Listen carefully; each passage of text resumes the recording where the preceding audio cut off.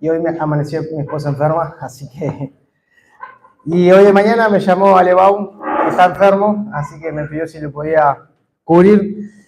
Así que el mensaje hoy va a ser un poquito más corto, un pensamiento cortito, dijera un amigo, pero quiero compartirles algo que estuve pensando en esta semana a través de un versículo que alguien me comentó. Me gustaría orar y luego comenzamos. Señor, gracias por tu amor. Pedimos que hables a nuestros corazones. Señor, necesitamos más de ti y necesitamos, Señor, entender que tú vienes pronto y que debemos vivir piadosamente. Háblanos, Padre. En nombre de Cristo oramos. Amén. Antes de comenzar con el mensaje, quiero leerles unas palabras. Fue dicho por William Morris. Algunos de acá creo que lo conocen, lo han escuchado, pero la mayoría no. Él fundó un hogar ahí en Buenos Aires que creo que Mica estuvo haciendo servicio ahí, ¿no? ¿En el Alba no? ¿O yo no? Sí, ahí está. Y Eunice estuvo el año pasado. Y él dijo esto: pasaré por este mundo una sola vez. Y si hay alguna palabra bondadosa que yo pueda pronunciar, alguna noble acción que yo pueda efectuar, diga yo esa palabra, haga yo esa acción ahora, pues no pasaré más por aquí. Y pensando un poco en esto, armé el mensaje, esto puede fallar, pensando en que nuestra vida es como este fósforo, ¿sí? Pensar que somos como un fósforo. ¿Por qué? Porque una vez que se va consumiendo, que va pasando el tiempo, que van pasando las horas, ya está. Ya ahora, por más que yo lo raspe, podría acercarlo a otro fuego, sí, pero en algún momento se va a terminar de consumir ese fósforo. Y ya no va a haber nada que pueda dar ese fósforo. Y ya no va a haber nada útil, por así decirlo, algo provechoso en ese fósforo. Ahora la pregunta es, tranquilos que no voy a quemar a nadie, no me desperté con ganas de incendios. La pregunta es, ¿cómo se está consumiendo tu vida? William Morris dijo, pasaré, ¿cuántas veces? Una sola vez. Iglesia, tenemos que aprender que hay palabras, hay lugares, hay momentos que son únicos. En casa siempre hablamos de lo mismo con nuestras hijas. Cuando se ponen muy pesadas o cuando se pasan de noche y te despiertan, algún día no van a estar. Es así. Hay que disfrutar esos momentos, aunque cueste. Pero ¿cuántas cosas estamos haciendo inconscientes de que no va a haber una nueva oportunidad para hacerlo?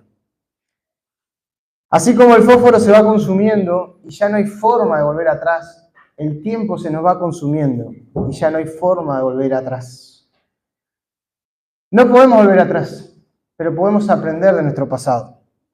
Saben que es muy importante entender que el cristiano se vive, piensa conforme a lo que le espera, conforme al futuro, y no vive atado del pasado. ¿Por qué? Porque el pasado ya fue llevado en Cristo. Ya Él pagó el precio de nuestra maldad, sí, pero también pagó las malas decisiones. Él cubrió esas malas decisiones. Ahora Dios te está dando una nueva oportunidad. ¿Qué vas a hacer? ¿Cómo vas a hacer que se consuma ese fósforo? ¿Qué vas a hacer con el tiempo de la vida que es único? ¿Saben que uno de los grandes robadores de tiempo es el celular? Y yo tengo limitadas las aplicaciones y ahora que cambié a cuánto tiempo la uso, y ahora que cambié el teléfono, no están limitadas. Y me doy cuenta que me volvieron a atrapar. Entonces, ¿qué tuve que hacer? Volver a limitar el tiempo. Gente, el tiempo es único. Aprovechémoslo. Con nuestros hijos, con nuestra pareja, con el servicio a Dios, pero sobre todo viviendo piadosamente. William Morris dijo, si hay alguna palabra bondadosa, algo bueno, somos tan fáciles para quejarnos, criticar y hablar lo incorrecto. Por eso la Biblia nos repite una y otra vez que tenemos que vivir de una manera pacífica. Quiero invitarlos a esta segunda de Pedro, capítulo 3. Y la semana pasada alguien me compartía el versículo 12, yo voy a arrancar desde el 8, y me quedé pensando en el concepto que dice ahí el 12, y me gustaría hablar un poco, estuve leyendo, también preguntándole a Dios qué quiere enseñar con ese versículo. Pero dice el versículo 8 de 2 de Pedro 3:8. Más, oh amados, no ignoréis esto, que para el Señor un día es como 1000 años, y 1000 años como un día. El Señor no retarda su promesa, según algunos la tienen por tardanza, sino que es paciente para con nosotros, no queriendo que ninguno perezca, sino que todos procedan al arrepentimiento. Hasta ahí la lectura por ahora. Dice la Biblia que para Dios un día son como 1000 años y 1000 años como un día.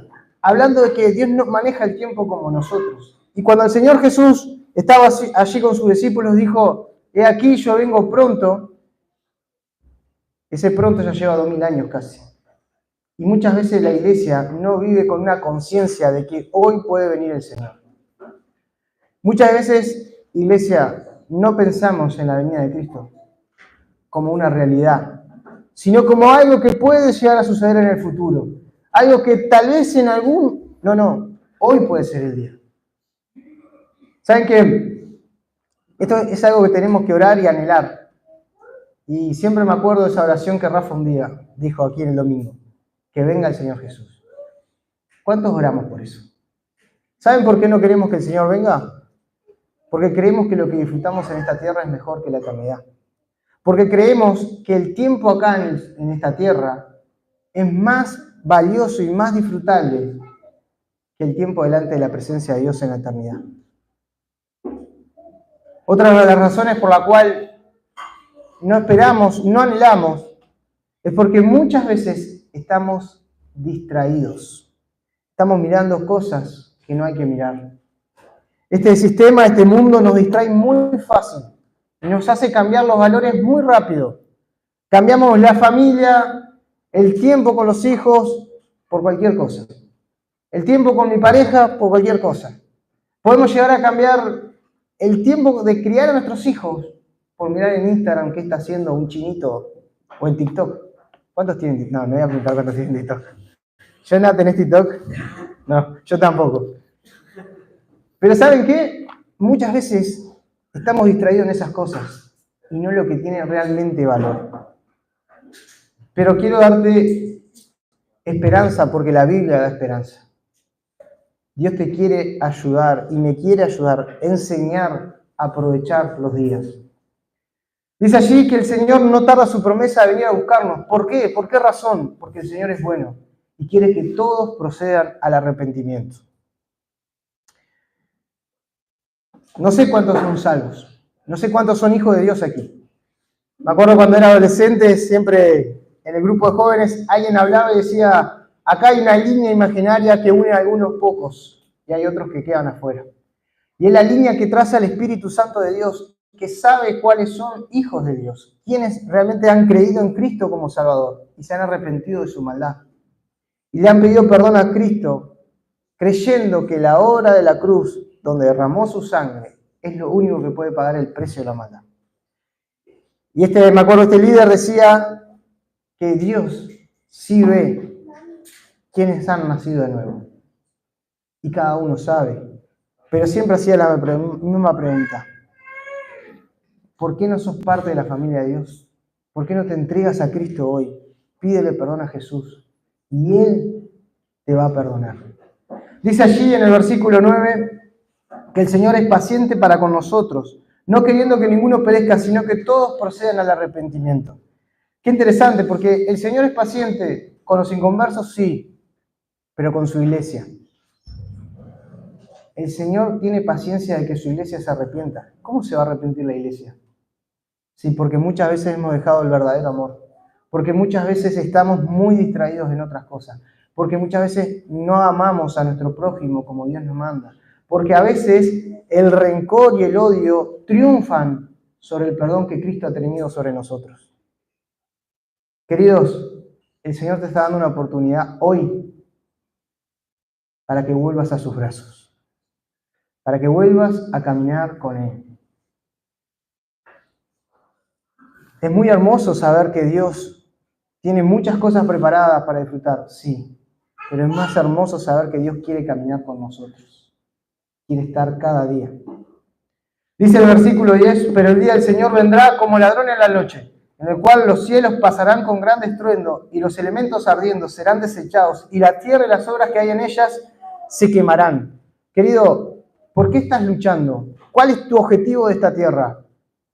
Saben, tristemente muchas veces caí en el pensamiento de si no tengo una casa, en este país no soy nadie. Un pensamiento que no viene de Dios. Una casa que cuando venga Cristo y consuma todas las cosas va a desaparecer. Ojalá viniera pronto y se consuma mi camioneta. Ese es mi pensamiento hoy. Pero piensa en la camioneta de Roberto y bueno, pobre Roberto. Pero ¿saben qué? A veces pensamos que por lo que luchamos, lo que le damos el tiempo, nuestra energía, es eterno. Y no lo es. Alguien dijo una vez, va a pasar 60 años y muy probablemente, por eso que luchaste para tenerlo, ya nadie se va a acordar de ti. Tal vez compraste una casa, compraste un negocio y van a pasar 60 años después que te mueras y nadie se va a acordar de ti. Y es muy probable, tal vez algún nieto. Pero ¿saben por qué? Porque todo pasa. Pero el estar en obediencia al Señor es eterno. Dice allí la Biblia que los elementos ardiendo serán desechados y la tierra y las obras que hay en ellas serán quemadas. Querido, no va a quedar nada. ¿Por qué nos preocupamos tanto por lo de esta tierra y no miramos lo eterno? Versículo 11, puesto que todas estas cosas han de ser desechadas, ¿cómo no debéis vosotros andar en santa y piadosa manera de vivir? No está mal tener cosas, no está mal que esas cosas sean usadas para Dios, no está mal que esas cosas no nos dominen, sino al contrario, que sean de bendición. Que nos permitan esas cosas vivir de una forma santa, piadosa con Dios. Y no está mal que luchemos por mejorar en muchas áreas de nuestra vida. El problema es cuando esas cosas se transforman en un Dios, se transforman en cosas que nos gobiernan, que si están estamos contentos y que si no están estamos tristes. Y me pasa a veces, y les confieso, mi esposa me dice, te voy a prender fuego la camioneta. No, no me dice eso. Pero cuando parece que la camioneta se arregló, qué lindo. Pero cuando vuelve a fallar la camioneta, ¿y por qué? Porque bajo la mirada de lo espiritual, bajo la mirada del cielo. Y me preocupo más en ese pequeño problema que en la obra de Cristo en la cruz. Dice allí la Biblia, versículo 11, esperando y apresurándonos para la venida de Dios. Esperando y apresurándonos. Otra versión dice, si alguien tiene la Biblia de las Américas, dice esperando y apresurando la venida del Señor. Sí, ¿tú tienes? No, te estás estirando. Es muy distinto esperar apresuradamente, ansiosamente, anhelando, que esperar haciendo cosas para adelantar eso. Me gustaría que lo investiguen, que puedan leer, estudiar. ¿La iglesia puede hacer algo para adelantar la venida de Cristo? Es una pregunta. Quiero que la piensen. Lo comento porque justo estuve hablando con alguien de este versículo. Y es interesante porque sí, la palabra no es muy clara. Si es que nosotros tenemos que esperar prontos, anhelando, ansioso, pero bien usado la palabra ansioso, o es si nosotros podemos esperar haciendo cosas para que ese tiempo se acorte. Yo personalmente entiendo de que no, de que los tiempos los maneja Dios, que Dios en su soberanía le va a decir al Hijo cuándo es el momento de regresar. Pero me gustaría que este versículo quede para seguir conversando en algún momento. Tal vez alguien puede traerle más luz a este versículo y podamos aprender juntos. Dice allí, para la venida del Señor, en el cual los cielos encendiéndose serán desechados y los elementos siendo quemados serán fundidos. Versículo 13, pero nosotros esperamos según promesa, cielo nuevo y tierra nueva, en los cuales mora la justicia. Por lo cual, oh amados, estando en espera de todas estas cosas, procurar con diligencia ser hallados por Él sin mancha e irreprensible, en paz. Y teniendo entendido que la paciencia de nuestro Señor es para salvación, como también nuestro amado hermano Pablo, según la sabiduría que le ha sido dada, os ha escrito. Hasta ahí la lectura. El versículo 14, por lo cual, hermanos, estando en espera de estas cosas, procurar con diligencia ser hallados en Él sin mancha e irreprensible, en paz. Ser hallado, ser encontrado. Si Cristo viene, ¿cómo te va a encontrar? ¿Perdonado? Esa es la primera pregunta. Si no has sido perdonado, si Cristo viene, te vas a quedar. No lo digo yo, lo dice la Biblia. Ahora, si ya has sido perdonado por Cristo y tienes una nueva vida, un nuevo comienzo, y como nos pasó a muchos de los que estamos aquí, estamos luchando cada día por obedecer a Dios, ¿cómo te va a hallar? Saben que es interesante que en 1 de Juan capítulo 2, versículo 28 dice: todo aquel que tiene esta esperanza se purifica a sí mismo. El que tiene la esperanza de que Cristo viene, vive puro, vive en santidad. Por eso el cristiano se maneja, depende de lo que va a venir, del futuro. Porque si Cristo viene hoy, yo quiero ser hallado fiel. Pero dice allí, 1 de Juan, que algunos van a tener vergüenza por no ser hallados correctamente. No sabemos cómo va a ser. ¿Cómo va a ser tener vergüenza delante de Cristo? Pero sí lo que sabemos es que no queremos ser hallados así. Y acá dice que tenemos que ser hallados sin mancha, irreprensible y en paz. Capaz que se hubiese puesto sin mancha, irreprensible, llevadero, pero en paz, en armonía, con otros. ¿Hay alguien en tu corazón que solo tú sabes que no estás en paz? ¿Hay algún nombre que el Espíritu Santo te esté trayendo en este momento? Dile: Dios, ayúdame a estar en paz. Yo sé cuáles son mis nombres. Yo sé con quién me cuesta estar en paz. Y lucho porque quiero ser hallado en paz. Y como dijo William Morris, si hay alguna palabra bondadosa, yo la quiero dar. Hermanos, seamos pacificadores. Jesús allí en el Sermón del Monte, cuando comienza su enseñanza en su ministerio, dice: bienaventurados los pacificadores, porque serán llamados hijos de Dios. Y estamos casi al final de la Biblia y Cristo viene y te dice: tienes que ser hallado en paz. ¿Saben qué? No es casualidad, es que nuestro corazón continuamente quiere la pelea, quiere el conflicto. Para los hijos, todos somos hijos, Rodri, así que no te creas que es para ti. Para los hijos, si tus padres te piden algo, háblale bien, sé un hijo de paz. Para los padres, si tus hijos actúan mal, no le hable ásperamente, dice la Biblia. Para los maridos, para las esposas, no estemos continuamente reclamando lo que ya pasó. Cristo no hace eso con nosotros. Lo que Él nos perdonó, lo tiró al fondo del mar. Y si somos hijos de Dios, tenemos que perdonar como fuimos perdonados.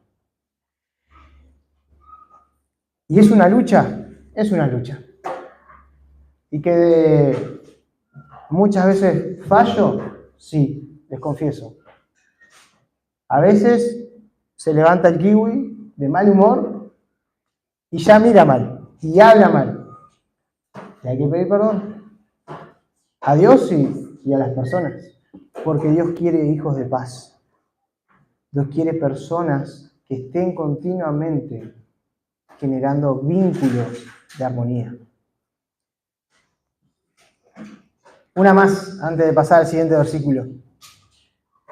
Es importante que empecemos a cortar cuando la conversación empieza a ser crítica sobre otros. Seamos pacíficos, seamos de paz, no echemos más leña al hoguera. La Biblia dice allí en Santiago, una pequeña chispa puede hacer arder un gran incendio. Así la lengua, un elemento tan pequeño, es inflamada por el infierno, dice Santiago. Con ella bendecimos a Dios y maldecimos a los hombres, dice Santiago. Es lindo venir y cantar los domingos.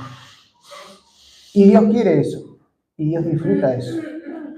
Pero es lindo y Dios disfruta también cuando mi boca honra a los hermanos, alaba a hermanos, reconoce sus cosas buenas, pero mi boca genera paz. Mi boca no está buscando el conflicto. Dice allí en el versículo 15, y tened entendido que la paciencia de nuestro Señor es para salvación. Querido, si Cristo no ha venido es por dos razones. La primera, porque le está dando oportunidad a su iglesia, de que vuelvamos arrepentidos a caminar con Él cada día, de que dejemos nuestras maldades, nuestros placeres desordenados para vivir como Él quiere. Y en segundo lugar, porque hay muchos que aún no son salvos. Hay muchos que aún no han creído en el Evangelio de Cristo. Como Luis contó un poco, tuvimos la experiencia de estar ahí en Paraguay. Y una de las cosas que a mí me impresionó fue decir, ¿por qué a mí sí? ¿Por qué a mí sí la oportunidad de vivir en este país con tantos beneficios, con tantas cosas buenas y con alguien que se preocupara para que yo creyera en el Evangelio? ¿Por qué a mí sí? Cuando hay tantos que no. Y es una pregunta que no sé si en algún momento Dios en la eternidad nos responderá. Pero sí sé que es una pregunta que me motiva para estar agradecido, sí, pero para vivir piadosamente. Porque tengo un privilegio muy grande de ser hijo de Dios. Y no tengo que despreciar, menospreciar esto tan hermoso que Cristo me ha dado. Y como dice Pedro, que lo ha comprado nada más y nada menos, no con precio de oro, plata, todo corruptible, con el precio de la sangre de su Hijo. Que el Señor bendiga su palabra.